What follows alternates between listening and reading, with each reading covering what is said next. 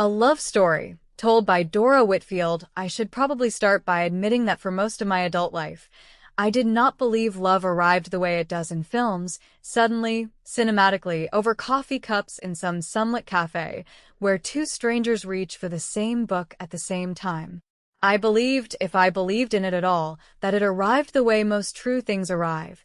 Slowly, inconveniently, in the middle of something that already mattered more, until one day you looked up and realized it had quietly become the most important thing in the room.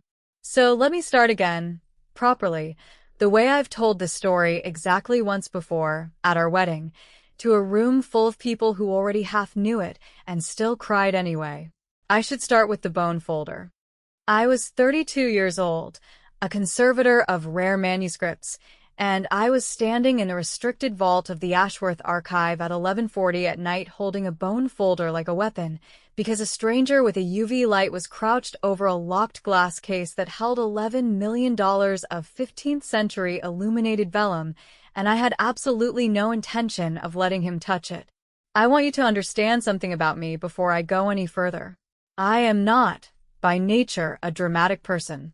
I restore old, damaged things for a living. I spend my days with tweezers and pigment samples and archival glue, coaxing 400-year-old paper back from the edge of ruin, one careful millimeter at a time. My job does not usually involve confrontations in the dark. I am the sort of person who alphabetizes her spice rack and reads footnotes for pleasure. And yet there I was, cardigan stained with ink, glasses pushed up into my hair, absolutely prepared to swing a bookbinding tool at a total stranger, because some things you protect on instinct before you've even decided to.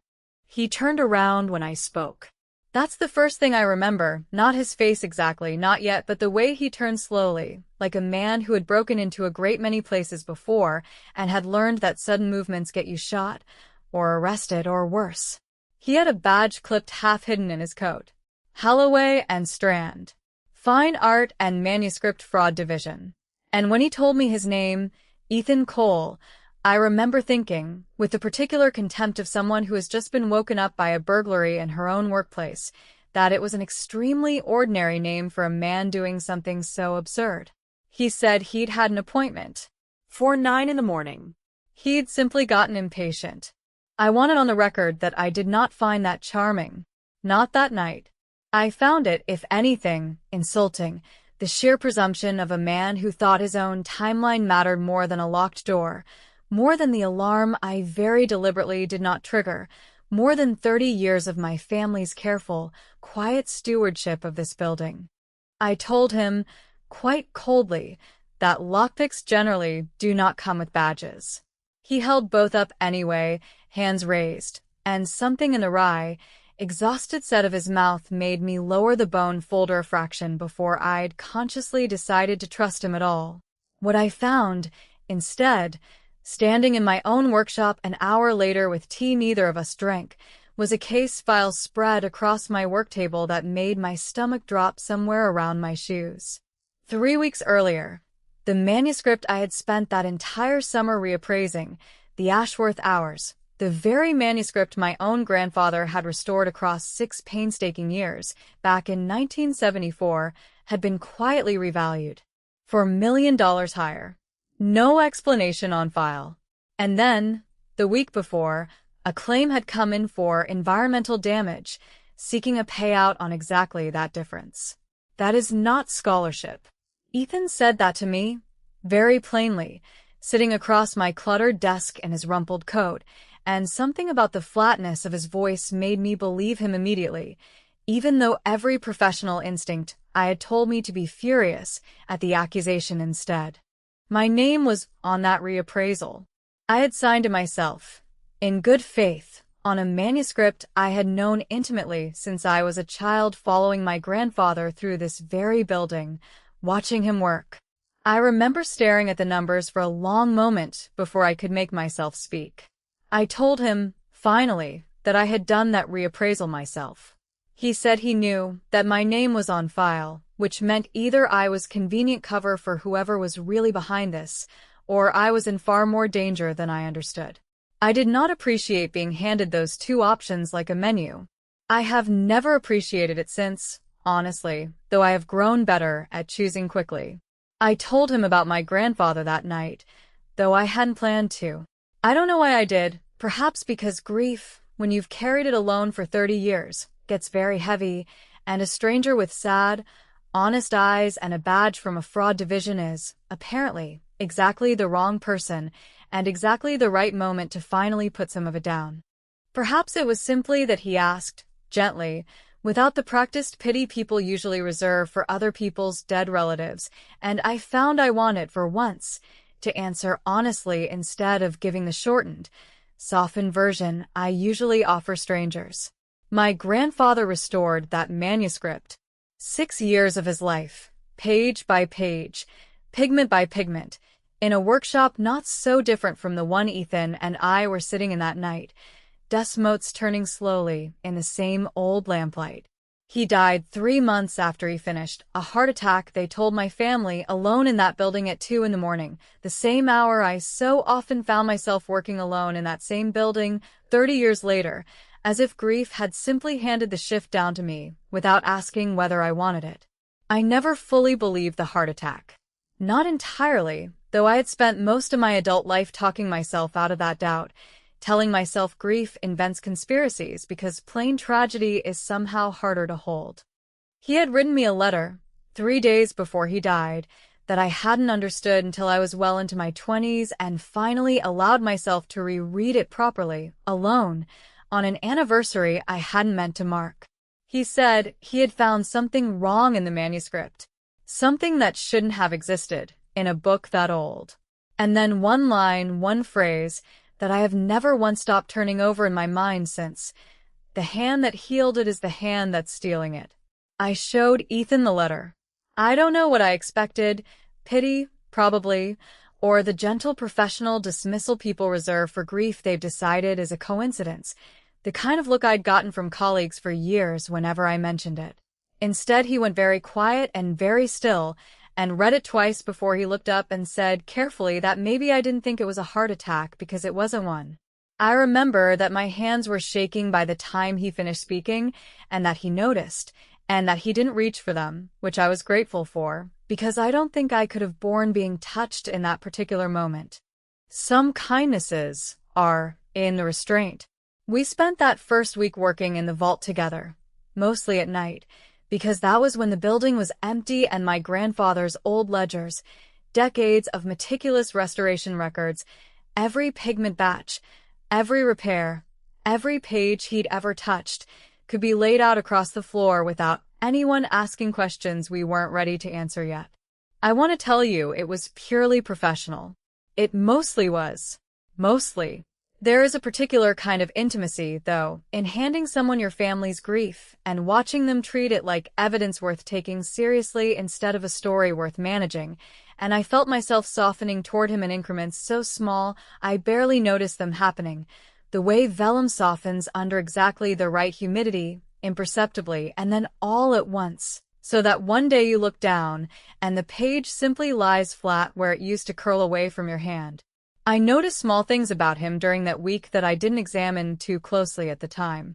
That he took his coffee black and complained about it every single time anyway.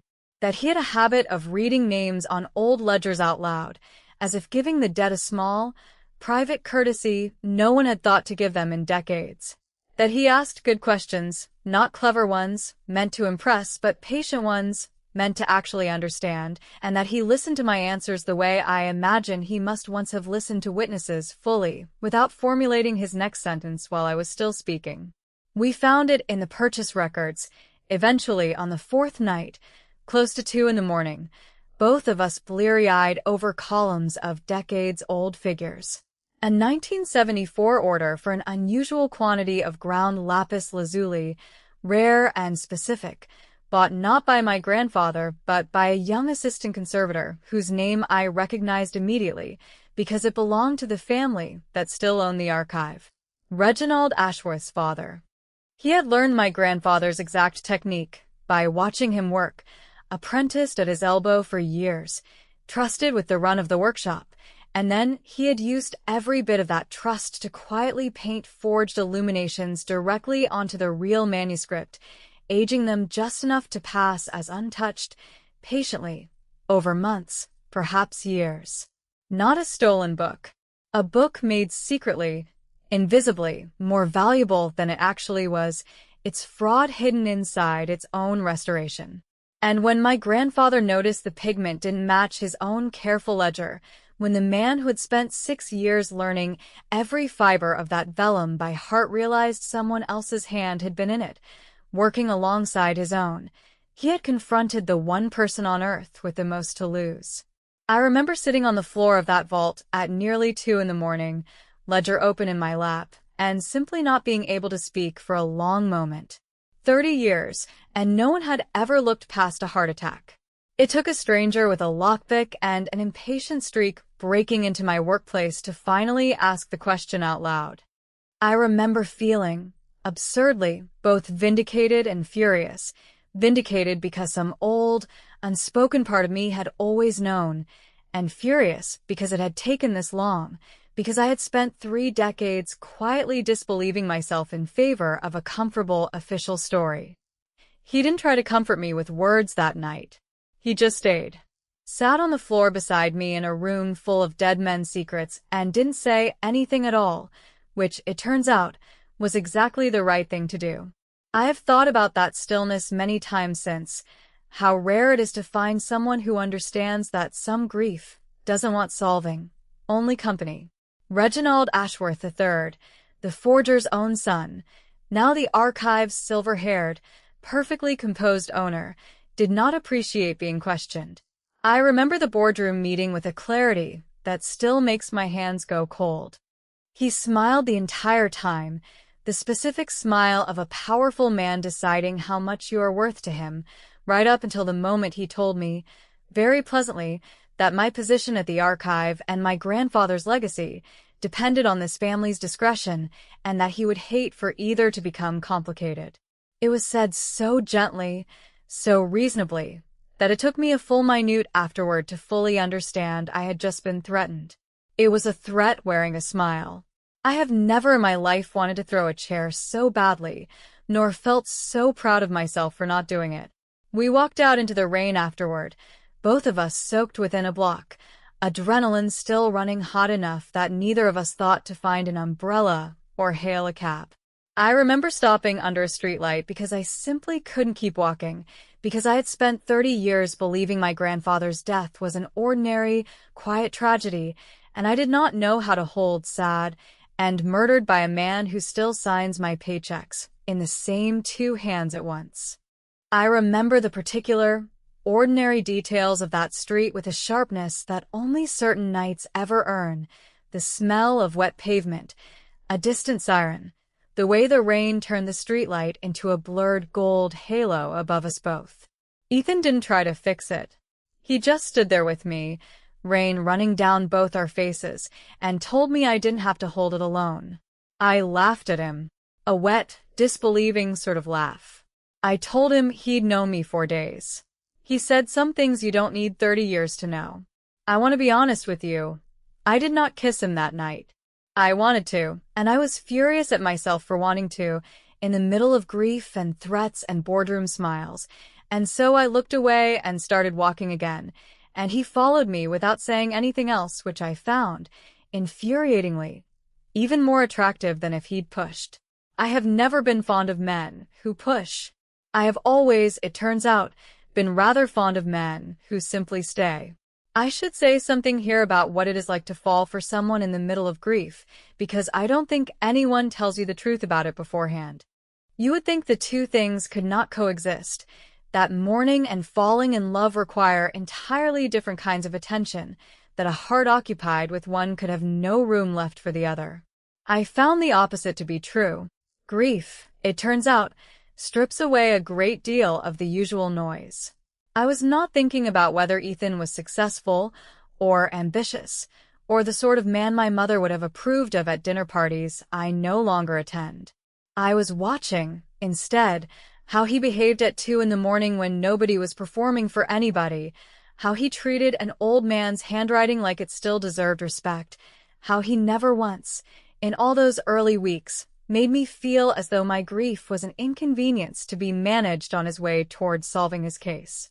Grief, I have come to believe, is an excellent judge of character, precisely because it has no patience left for anyone who isn't genuine. The weeks that followed are a blur of ledgers and takeout containers and my own apartment slowly filling up with 40-year-old paper, my careful, orderly bookshelves gradually colonized by his case files and my restoration notes in some uneasy, then easy, then entirely comfortable truce.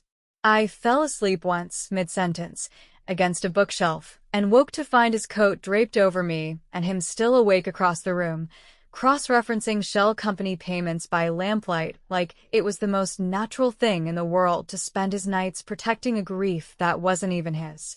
I taught him to read my grandfather's restoration shorthand, that particular private language of dots and dashes and abbreviated pigment names. He taught me how forensic accountants trace stolen money through a maze of paperwork designed specifically to be untraceable, and I found, to my own surprise, that I was good at it, that the same patience I brought to a torn page I could bring to a torn financial record, that both, in the end, were about noticing what didn't quite belong. We built, without either of us quite naming it, a shared language out of two entirely different kinds of expertise, and somewhere in that overlap, very quietly, I stopped being able to imagine finishing this alone. I remember one particular evening when he attempted, badly, to explain to me the concept of a shell company using an old photograph of his grandmother's garden shed as a visual aid, and I laughed so hard I had to put down the manuscript page I was holding for fear of damaging it, and he looked so pleased with himself for having made me laugh that something in my chest simply turned over and did not turn back.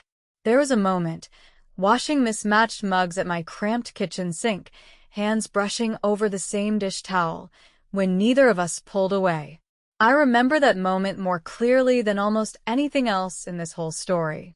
Not dramatic, not urgent, just two tired people standing very close together, finally admitting, without saying a single word, that something had already happened between us, and there was no use pretending otherwise. I remember the particular quality of silence in my kitchen that night. Not awkward, not charged exactly, just full, the way a room feels full right before someone finally says the thing everyone already knows. Ashworth found out we were close before we found the final proof. His lawyers filed a cease and desist within the hour of Ethan's access being revoked, which told us, more clearly than any document could, exactly how frightened he was. I remember the particular cold drop in my stomach when Ethan's phone buzzed with the news, the sense that we had crossed some invisible line from investigation into genuine danger, that Ashworth had stopped merely wanting us to stop and started, instead, wanting to make sure we couldn't.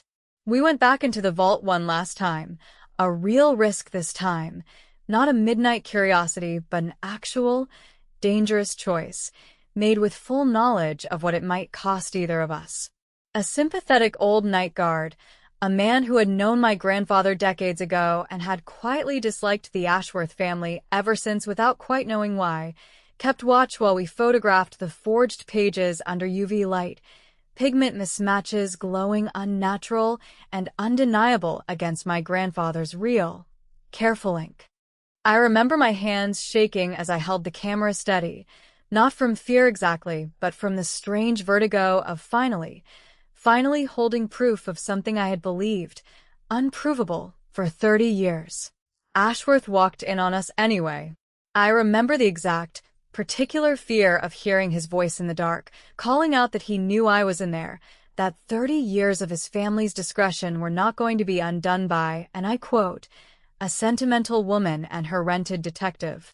I remember Ethan's hand finding mine in the dark before I'd even decided what I was going to do, steadying, silent, and I remember squeezing back and stepping out from behind that shelf anyway, phone already recording, because I was done being afraid in the dark on my own grandfather's account. 30 years of being careful, being quiet, being discreet on his family's behalf, and I found, in that moment, that I simply had no discretion left to give him. I said his father's name out loud. I said the year, the pigment, the purchase order. I asked him, on the record, whether he'd like to explain any of it. His composure, 30 years of practiced, silver-haired composure, cracked completely, right there in front of me, and Ethan stepped up beside me and finished the sentence I didn't have the steadiness left to finish myself. That we had pigment analysis, purchase records, a death certificate that never should have gone unquestioned, and a recording of him just now failing to deny a single word of it. The sirens outside were already real by the time Ashworth sagged against the display case. Ethan had tipped off a contact hours earlier, some quiet insurance of his own I hadn't even known about, a habit of preparing for the worst that I would come to recognize over the following year as one of the most fundamentally reassuring things about him. I have never in my life felt anything quite like standing in that vault, watching 30 years of silence finally break open into daylight, watching a man who had built his entire adult composure on the assumption that no one would ever look closely enough finally understand that someone had. It took months after that. Courthouses, reporters, a slow and unglamorous kind of justice that looked nothing like the dramatic ending I might have imagined as a much younger woman reading mystery novels under her grandfather's desk lamp. I remember standing on the courthouse steps while a reporter asked me if this vindicated my grandfather, and I remember answering, with a steadiness that genuinely surprised me, that he had spent his whole career telling the truth about old, damaged things, and it had only taken the rest of us 30 years to do the same for him. I remember Ethan standing just slightly behind my shoulder that day, close enough that I could feel him there without needing to look, not stepping forward to speak for me, simply present, the way he had been present in the vault, on the rainy street, at the kitchen sink, a man who had apparently decided, somewhere along the way, that his role in my life was not to fix things for me, but to stand beside me while I fixed them myself. Ethan quit his job not long after. I watched him set his badge down on his supervisor's desk with something that looked almost like relief.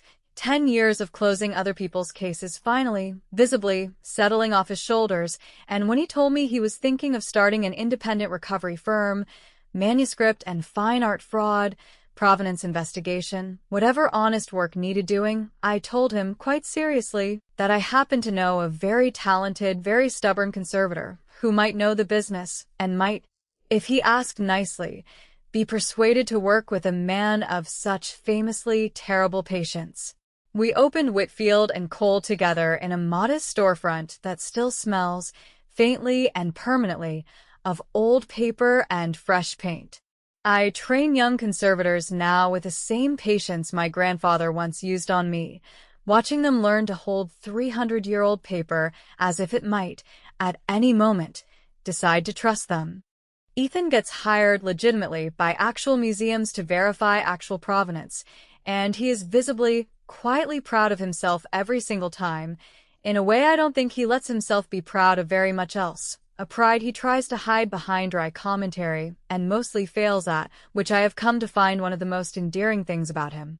We keep 2 photographs on the office wall, side by side. My grandfather, arm around a much younger version of me, both of us laughing into the sun on some long-forgotten summer afternoon. And beside it a newer one, Ethan and I, ink-stained and grinning, the night the whole case finally closed, taken by the old night guard on a phone he barely knew how to operate, slightly blurred, entirely perfect. The city eventually reclaimed the old Ashworth archive and reopened it as a public research library, sunlight pouring for the first time in decades through windows that had been kept permanently curtained, the whole building exhaling, it seemed to me, after 30 years of held breath. That's where we married, a year after everything, in the very reading room where I once threatened a stranger with a bookbinding tool. I carried nothing down that short aisle but my grandfather's original restoration ledger, rebound as a keepsake, its cracked leather cover repaired by my own hands the week before, and the same elderly night guard who once helped us break in for the last time walked me the final few steps, visibly moved, dabbing at his eyes with a handkerchief he pretended was for something else entirely. Some allergy, he insisted, had never once bothered him before that particular afternoon. Ethan was waiting at the front with a grin he could not, and clearly did not want to control. The grin of a man who had spent a decade certain his job was only ever closing other people's stories, finally standing at the beginning of his own. I remember thinking, walking toward him down that short, sunlit aisle between shelves that had once hidden a 30-year-old lie, that I had spent so long believing this building only ever kept secrets, and here it was, instead, keeping something entirely different, keeping this in the open for anyone to see. Our officiant, an old university friend of mine who had known me since long before any of this began, said that the room had kept a secret for 30 years, and today it got to keep something better. She asked Ethan if he took me to keep chasing truths together from here on, and he said yes, and then he said he would break into 100 more locked archives if it led back to me every single time, and I remember laughing through tears because it was such a completely Ethan thing to say at his own wedding, so entirely, unrepentantly himself.